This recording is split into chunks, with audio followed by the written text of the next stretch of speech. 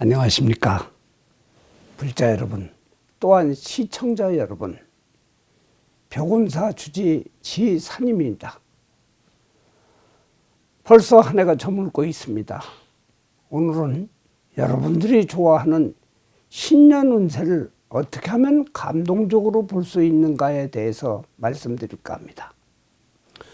본권 설명에 앞서 아직도 벽운사TV 구독자가 아니면 빨간색의 구독 버튼을 눌러주시고 좋아요도 함께 누른다면 한층 더 큰 힘이 되겠습니다.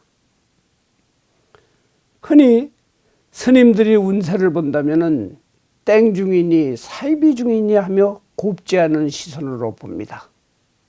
하지만 저는 좀 다른 생각이 있습니다.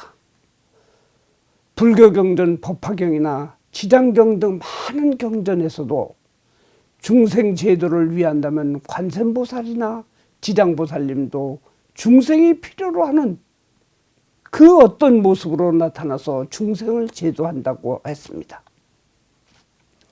소승은 승려 사문입니다. 부처님의 제자이죠.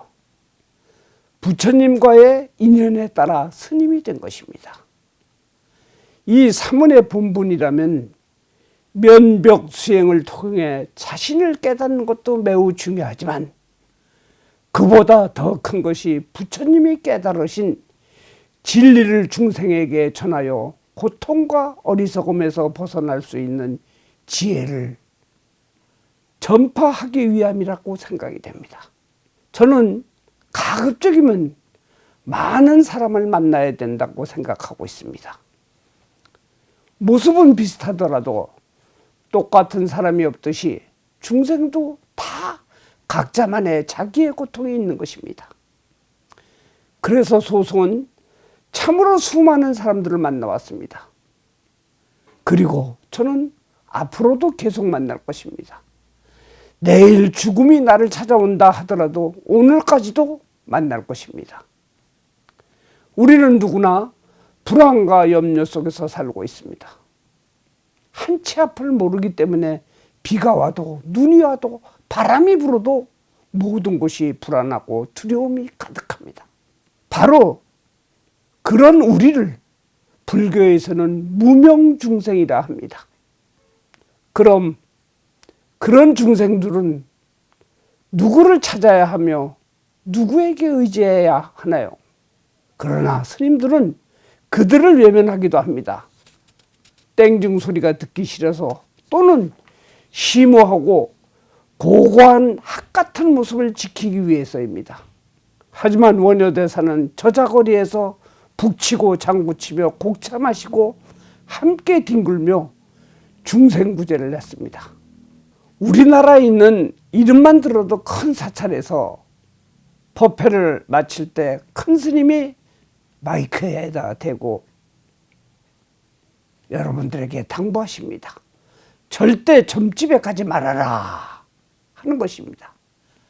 하지만 근기가 약한 본부들은 부처님의 말씀만 갖고는 현실 속의 불안함을 달랠 수가 없기에 그들은 도인이나 예언가 무속인들을 찾게 됩니다.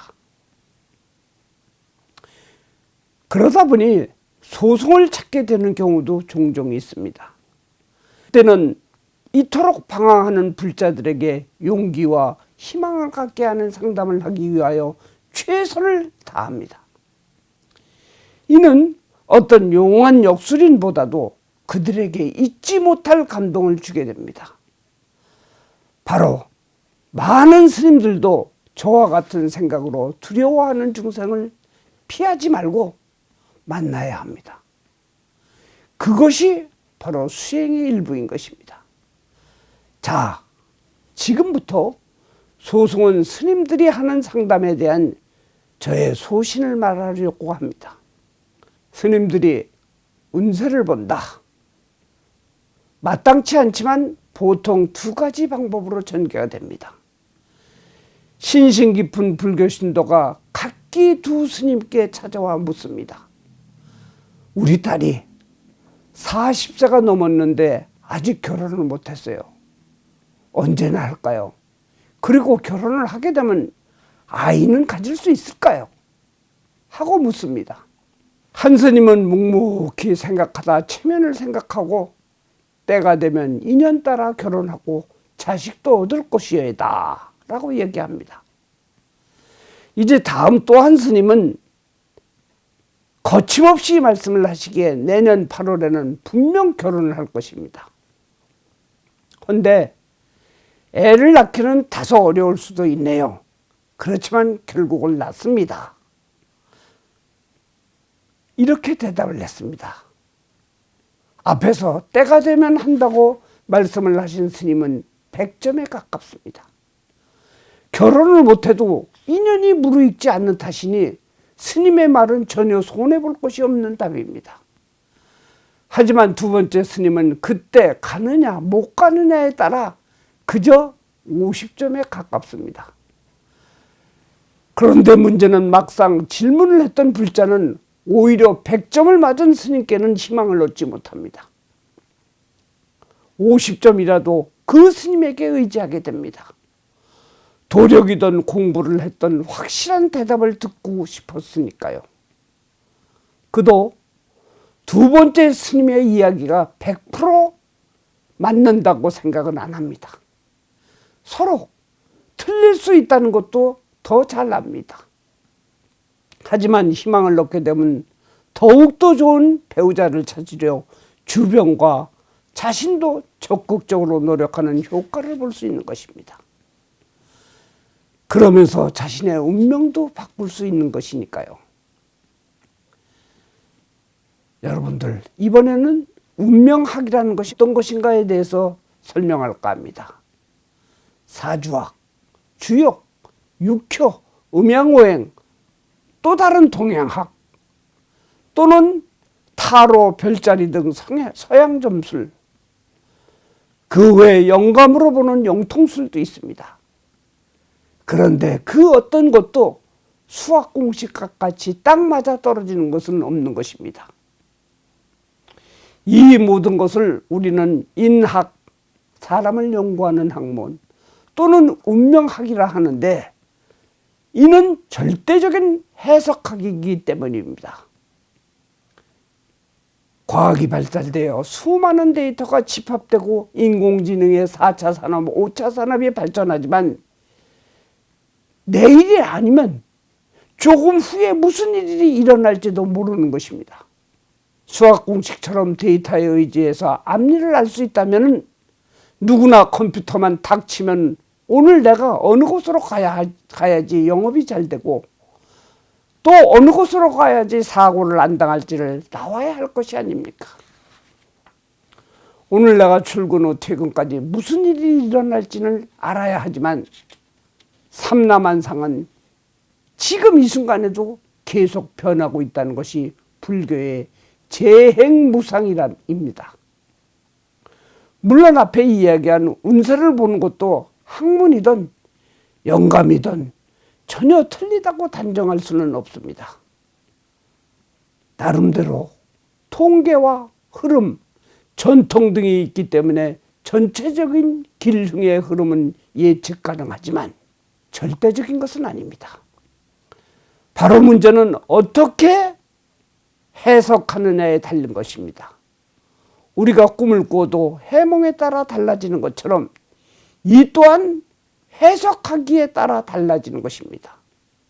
예를 들어서 괴가 나오기에 잘 자란 소나무가 도끼에 부러져 쓰러지는 괴라면은 매우 나쁘다, 명예가 실추된다, 망한다, 이렇게 해석하기도 하지만 또 다른 해석은 큰 나무를 도끼로 잘게 찢고 패서 뗄나무로 쓰기 때문에 이렇듯 추운 날에 따스하고 훨훨 타는 장작과 같이 재산도 늘어나고 가정도 화목해진다고 볼 수는 있는 것입니다.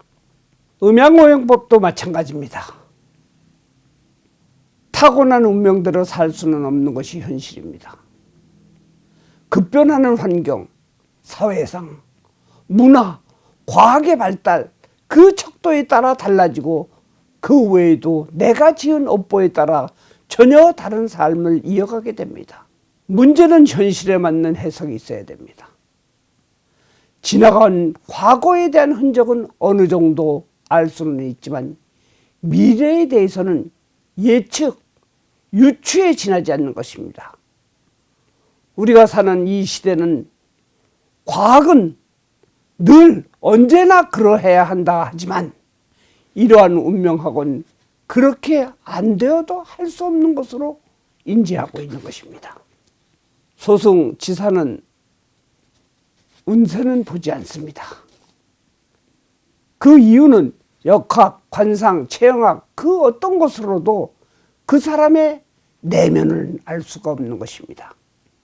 하지만 신행 상담은 합니다.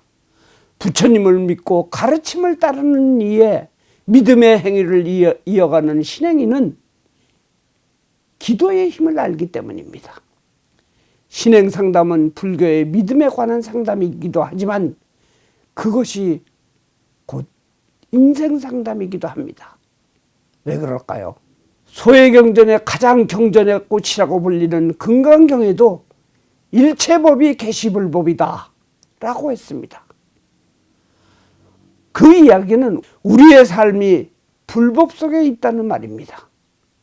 한이 스님들의 인생 상담, 신행 상담, 새해 신수 이 모두가 포교와 수행의 일환이라는 것을 사명감을 갖고 접근해야 하는 것입니다. 문제의 핵심은 상담자가 기도와 수행은 문제의 해결의 열쇠라는 것을 믿어야 합니다. 진정한 스님이라면 중생과 함께한 운세든 신행이든 그 상담의 격조는 어느 누구보다 뛰어난 논리와 감동이 있어야 합니다. 그러기 위해서는 저는 꼭 이런 상담이 필요하다고 주장을 합니다. 다음 4가지의 중요한 조건이 필수적인 것입니다. 첫째는 경청입니다. 상대방 말을 잘 들어주는 것입니다. 경청은 소통의 기본입니다. 이 경청을 통해 문제의 본질의 정확한 이해의 척도가 되기 때문입니다. 둘째는 현실성이 있어야 됩니다. 당장 배고파서 나를 찾아온 사람에게 밥을 그림으로 그려서 그에게 준다고 배부를 수는 없는 것입니다. 또는 긍정을 요구하기도 합니다. 다 전생의 업장 때문이다 라고 얘기하기도 합니다. 그러한 추상적인 유도보다는 현실적으로 지금 현실이 어떤 문제점인가에 대한 상황 판단이 중요한 것입니다. 자, 이제 경청하고 현실성을 알았습니다. 세 번째는 상담한 불자님들과 또는 이 시청자 여러분들과 공감대를 형성해야 합니다. 그 공감대를 형성해야 응어리를 풀어낼 수 있는 약이 되기 때문입니다. 공감대는 역지사지로 객관성을 찾는 열쇠이기도 합니다. 함께 그 객관성을 공유할 수가 있으니까요. 자, 마지막으로 4번째는 상담한 결과에 대한 대책과 조력이 필요로 합니다. 힘과 용기, 희망과 활력, 그 모든 것을 줄 수 있는 최선의 방법을 또는 최선이 아니라면 차선의 방법이라도 제시해 주어야 되는 것입니다. 불자 여러분, 시청자 여러분, 이런 상담이라면 진정한 감동과 희망이 있는 것입니다. 부처님의 유훈도 자등명 법등명입니다. 나를 등불로, 법을 등불로 삼으라 했습니다. 지나간 일을 후회 한탄하지 말고 미래의 일을 알려고 하지 말고 현실에 충실하라고 했습니다. 이러한 고귀한 가르침에도 우리는 불안과 염려를 떨칠 수가 없는 것입니다. 그것은 바로 두려움의 늪에서 사는 것이 인간이기 때문입니다. 다시금 강조하기를, 감동 있는 새해 신행 상담은 이 4가지의 조건이 충족되어야 합니다. 2020년 새해를 맞아 날마다 좋은 날 되시기를 간절히 바라며 오늘은 여기에서 방송을 마치겠습니다. 성불하십시오.